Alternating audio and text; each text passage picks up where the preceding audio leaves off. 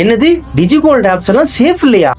திடீர்னு கடையை சாத்திட்டு போயிட்டா என்னங்க பண்றது? ஆமாங்க, செபி ரீசெண்டா டிஜிட்டல் கோல்டு ஆப்ஸ் எல்லாம் செபி ரெகுலேட்டரிக்குள்ள வரலன்னு சொல்லியிருக்காங்க. அதை பத்தி இந்த வீடியோல டீட்டெயிலா பார்ப்போம். அதுக்கு முன்னாடி இந்த ரீலை சேவ் பண்ணி வச்சுட்டு இந்த மாதிரி யூஸ்ஃபுல்லான ஃபினான்ஸ் டிப்ஸ்க்கு ரைஸ் வித் ராஜாவை ஃபாலோ பண்ணிக்கோங்க.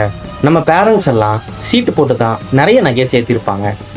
இப்போ டிஜிட்டலாக இருக்கிறனால நம்ம டிஜிட்டலில் இன்வெஸ்ட் பண்ணுறோம். நீங்கள் இன்வெஸ்ட் பண்ணுற கம்பெனி ட்ரஸ்டபுளாக இருக்கா, டிரான்ஸ்பரன்சியோட இருக்கான்றதை செக் பண்ணிவிட்டு இன்வெஸ்ட் பண்ணது தான் சேஃப். நீங்கள் இன்வெஸ்ட் பண்ணுற பிளாட்ஃபார்ம் உங்கள் மணியை ஃபிசிக்கல் கோல்டாக சேஃபாக வால்ட்டில் வச்சுருக்காங்களான்னு செக் பண்ணிக்கோங்க. நம்ம நியர்பை ஜுவல்லரி ஷாப்ஸில் கோல்டு சிப்பில் நம்ம இன்வெஸ்ட் பண்ணுற அமௌண்ட் எல்லாமே அவங்க ரன்னிங் எக்ஸ்பென்சஸ்க்கு தான் போகும், வால்ட்டுக்கு போகாது. ஸோ நீங்கள் இன்வெஸ்ட் பண்ணுற டிஜிட்டல் கோல்டு ஆப்ஸ் வால்ட்டில் இன்சூர் பண்ணியிருக்காங்களா, ஃபிசிக்கல் கோல்டில் அக்யூமுலேட் பண்ணுறாங்களான்னு நல்லா செக் பண்ணிவிட்டு உங்கள் பணத்தை போடுங்க.